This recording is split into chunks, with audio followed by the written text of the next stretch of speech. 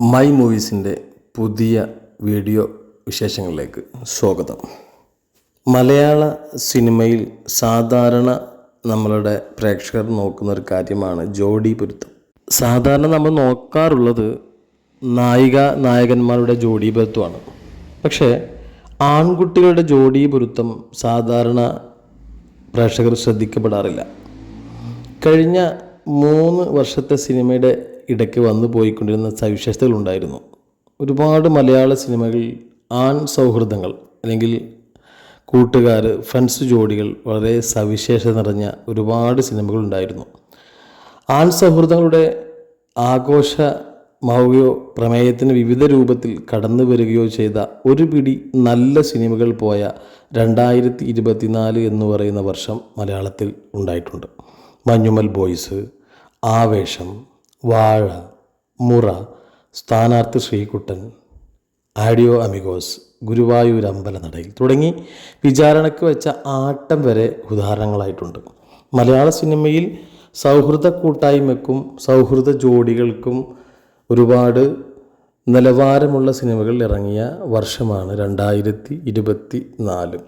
ഇവയിലെല്ലാം 2 പേർ ഒരേ വേവ് ലെങ്ത്തിൽ ഏറെക്കുറെ ഒരാൾ മറ്റൊരാൾക്ക് മേലെ ആകാതെ ഗുണദോഷ സ്വഭാവങ്ങളിൽ ഐക്യത്തോടെ സിനിമയിൽ നിലനിന്നവരാണ്. അഥവാ രംഗണ്ണൻ്റെ അമ്പാനെ പോലെ സഹായിയോ സൈഡോ ഒന്നുയർന്നാൽ മാത്രം തോളോട് തോളാവുന്നില്ല. ഓഡിയോസ് അമിഗോസിലെ പോലെ ക്യാരക്ടർ ടോട്ടലി വ്യത്യസ്തവും ഗുരുവായൂർ അമ്പലനടയിലെ പോലെ പാതിയിൽ മുറിയുന്നൊന്നുമില്ല. ഇതിൽ നിങ്ങളുടെ പ്രിയപ്പെട്ട ജോഡികൾ ഏതൊക്കെയാണ് എന്നുള്ളത് കമൻറ്റ് ബോക്സിൽ അറിയിക്കണം.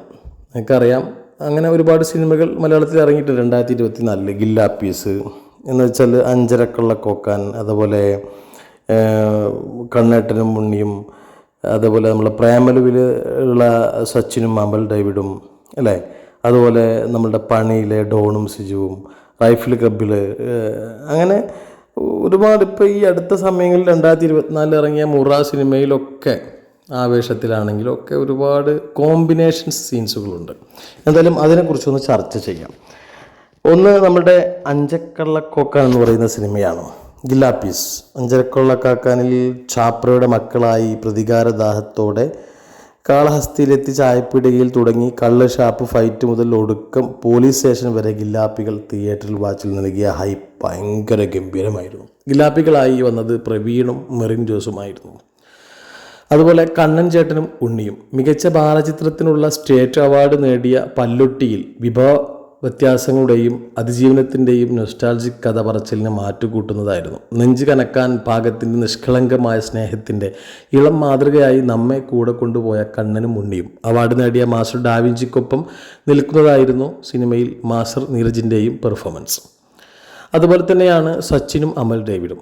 കൂട്ടത്തിൽ സ്വീകാര്യതയിൽ ഏറ്റവും സക്സസും ചർച്ച ചെയ്യപ്പെട്ടതും പ്രേമലവിൽ നസ്ലിൻ്റെയും സംഗീതിൻ്റെയും റൊമാൻസ് എന്നും വിശേഷിപ്പിക്കാവുന്ന ബോണ്ടാണ്.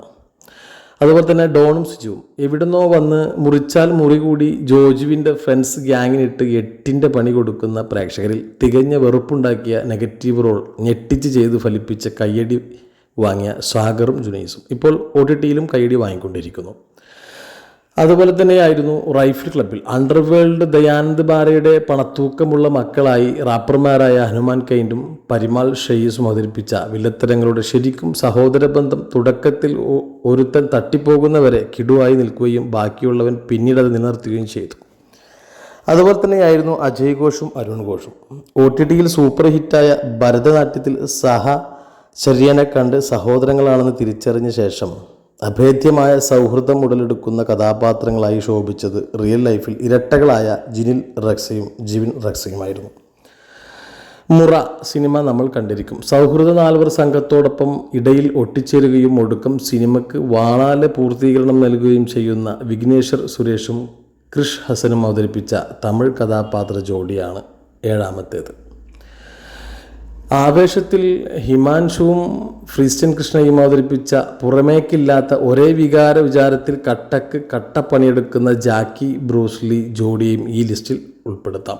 പ്രേക്ഷകനിൽ സ്നേഹം, വിരോധമോ ഞെട്ടലോ സൃഷ്ടിക്കും വിധം ഈ കഥാപാത്രങ്ങളെ അഭിനയിപ്പിച്ച് ഫലിപ്പിച്ചവർ ചെറുപ്രായക്കാരും മിക്കവരും താരതമ്യേന പുതുമുഖങ്ങളുമാണ്. നല്ല കൂടുതൽ കഥാപാത്രങ്ങളിലൂടെ ഇനിയും സിനിമയിൽ ഉണ്ടാവട്ടെ എന്ന് നമുക്ക് ആശംസിക്കാം, കാത്തിരിക്കാം. ഈ ജോഡികളുടെ പുതിയ സിനിമയ്ക്കായി, പുതിയ താരോദയങ്ങൾക്കായി, പുതിയ മലയാള സിനിമ ഇൻഡസ്ട്രിയിലെ താരോദയങ്ങളായി വന്ന് ജനമനസ്സുകൾ കീഴടക്കട്ടെ എന്ന് നമുക്ക് ആത്മാർത്ഥമായി പ്രാർത്ഥിക്കാം. Thank you.